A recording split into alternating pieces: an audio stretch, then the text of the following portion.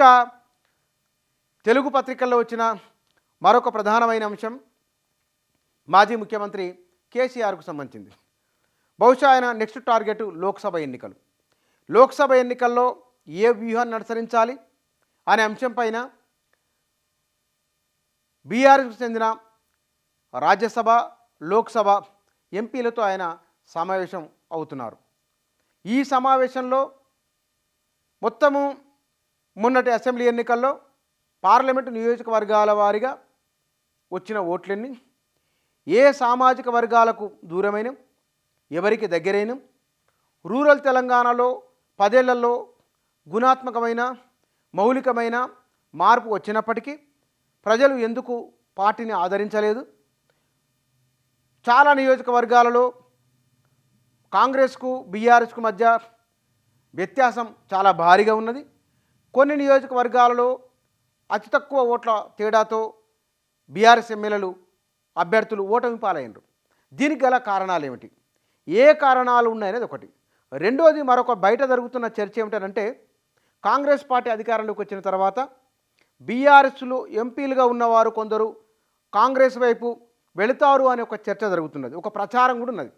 ఈ ప్రచారాలను ఆపాలి, తమ పార్టీ ఎంపీలలో ఒక జోష్ నింపాలనే ఉద్దేశంతో తాము బలంగా ఉన్నామనే ఒక మానసిక ధైర్యాన్ని స్థైర్యాన్ని పార్టీ శ్రేణులకు ఇవ్వాలని. వాస్తవానికి మొన్న అసెంబ్లీ ఎన్నికల్లో ఓడిపోయిన తర్వాత బీఆర్ఎస్ క్షేత్రస్థాయి నుంచి ఎమ్మెల్యేల వరకు, ఓడిపోయిన మాజీ మంత్రుల వరకు అంతా నైరాశ్యంలో ఉన్నారు. బహుశా ఒకరు గెలిచిన వారు కూడా అంత ఉత్సాహంతో ఊపుతో లేరు. కడియం శ్రీహరి, పల్లా రాజేశ్వరరెడ్డి వారిద్దరే బయటకు వచ్చి మాట్లాడింది. తర్వాత మిగతా వాళ్ళు ఎవరు కూడా బయటకు వచ్చి మాట్లాడిన దాఖలాలు లేవు. పెద్దవాళ్ళు, పార్టీలో ఉన్న పెద్దవాళ్ళు కార్యకర్తలకు ఓ ఉత్తేజాన్ని ఊపును ఇచ్చే విధంగా మాట్లాడుతున్నారు. కేటీఆర్, హరీష్ రావు, ఒక 3-4 మాత్రమే బయట మాట్లాడుతున్నారు, మిగతా వాళ్ళు కూడా మాట్లాడట్లేదు. ఈ సందర్భంలో పైగా పార్టీ సారథి మాజీ ముఖ్యమంత్రి ఆయన ఆసుపత్రిలో జాయిన్ అవ్వడం, ఆ తర్వాత మళ్ళీ డిశ్చార్జ్ అయ్యి ఇంటికి వచ్చి వరుసగా పార్టీలో జరుగుతున్న వివిధ అంశాలపైన కార్యకర్తల నైరాశ్యాన్ని పోగొట్టేందుకోసమై, ధైర్యాన్ని నింపేందుకోసమై వరుసగా భేటీలు అవుతున్నారు.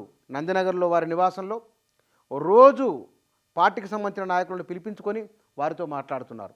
బహుశా ఎన్నికల ఫలితాలు వెలువడిన తారీఖు డిసెంబరు 3 సాయంత్రం 5 గంటల నుంచి ఆయన ప్రగతి భవన్ వదిలి వెళ్ళడము, ఆ తర్వాత నుంచే ఆయన ఎందుకు ఓటమి ఎక్కడ జరిగింది, దీనికి కారణాలు ఏంటనేది బహుశా బయటికి కొన్ని విషయాలు చెప్పకపోవచ్చు కానీ ఒక అంతర్గతంగా ఒక మదనం మాత్రం జరుగుతున్నది. దాని ఓపెన్గా ఇప్పుడు బయటికి మాట్లాడుతున్నారు.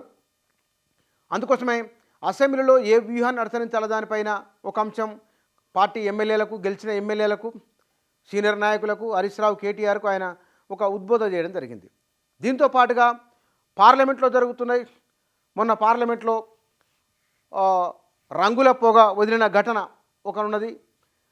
దీనిపైన పార్లమెంట్లోకి ఇతరులు ఎట్లా చొరబడతారు, ఇది భద్రతకు సంబంధించిన వైఫల్యము, కేంద్ర ప్రభుత్వం దీనిపైన వివరణ ఇవ్వాలని విపక్షాలు ధర్నా చేయడము, నిరంతరం ఆందోళన చేయడము, దేశ చరిత్రలో ఎన్నడూ లేని విధంగా ఎంపీలను బహిష్కరించడము, ఢిల్లీ కేంద్రంగా జరుగుతున్న ఒక ఆందోళన.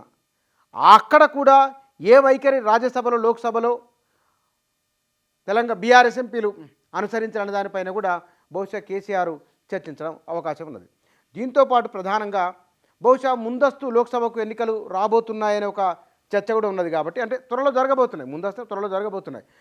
ఈ జరగబోతున్న సందర్భంలో ఎంపీలకు టికెట్లు ఇవ్వబోతున్నామనే భరోసానివ్వడం, గెలుపుకున్న అవకాశాలు ఏమేమి ఉన్నాయి, ఇంకా పొరపాట్లు ఎక్కడెక్కడ ఉన్నాయి, వాటిని ఎట్లా సరిదిద్దుకోవాలి, ఏ విధంగా ముందుకెళ్ళాలి, ఈ అంశాలపైన కూడా కేసీఆర్ వారితో చర్చించే అవకాశం ఉన్నది. ఇక్కడ తాను యాక్టివ్ అయ్యానని, ఈ యాక్టివ్ అనేది పార్లమెంటు ఎన్నికల ఫలితాల్లో కనబడాలని కేసీఆర్ తీవ్రంగా ప్రయత్నం చేస్తూ ఉన్నారు. అందుకోసమనే అసెంబ్లీ బయట, అసెంబ్లీ లోపల చాలా బలమైన వాయిస్ వినబడాలి.